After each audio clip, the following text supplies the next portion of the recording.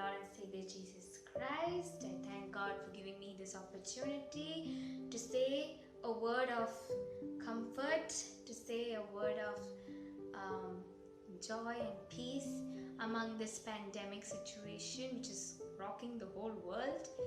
Well, I would like to say about that Jesus Christ is the only way to all our sorrows, to all our struggles that we are going through. He is the only way who can give us peace and joy and comfort. He is our love. He is all in all our best friend, a loving friend whom we can trust. He is our loving Father who is welcoming us with his open arms to receive us, to hear from us.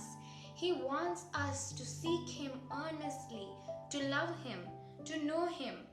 It's said in the word that the love of God is so great that he wants us to seek him.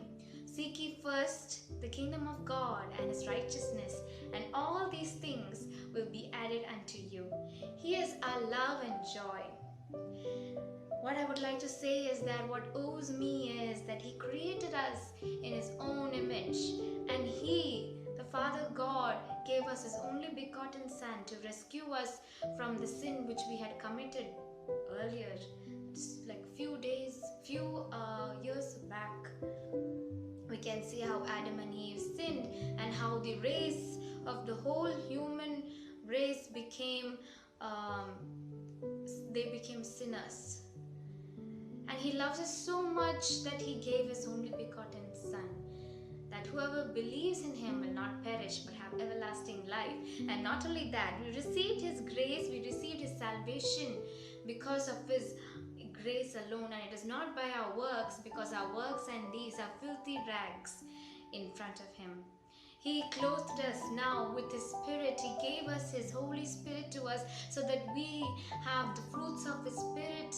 And when we go through all the struggles we face, his Spirit guides us. He is our counselor. And he never speaks of himself but of Christ alone. And Christ, when he was on earth, he always spoke about the Father. And the Father always spoke about his Son. The three of them always humbled themselves, speaking of the one who is there, like the Father speaking about the Son speaking about the Father, and the Holy Spirit always speaking about the Son and the Father. Likewise, we as Christians, we the believers in our church or in our the body of Christ, should always humble themselves and minister to one another, loving each other as Christ has done and showed as an example, a role model to us. He is such a loving Father that even though we cannot do it on our own strengths, we can ask him for help and he will help us to love one another, to give them hope, to encourage one another, to minister. The ones which he has given to us, the gifts that he has given to us, are not only the things that we see as tongues or as prophecies, but also the first gift which we see in the Bible is the wisdom, knowledge of giving mercy, showing mercy, of love, of patience, of kindness, of goodness. These are the things which is greater than anything that we have ever asked for. That is the things which we need to clothe ourselves with.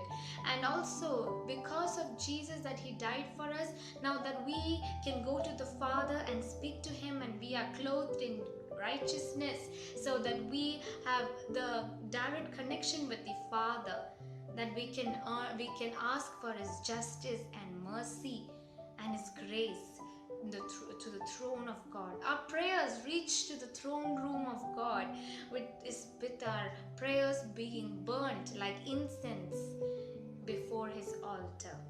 He loves us so much that we must ask ourselves the questions, why God these things are happening, so that when we be on our knees, that we will able to know him, to know his heart, to seek him earnestly, so that we can find a relationship with him. And it's not a religion. Jesus is a true person, a true friend whom you can know and trust. He'll be your good friend, a very best friend in times of trouble. So with these words, words, I'll encourage you to hope into Him, to hope in Him, to trust Him, and to love Him as He loved us before time. He loved us yet while we were sinners. May His name be glorified. Amen.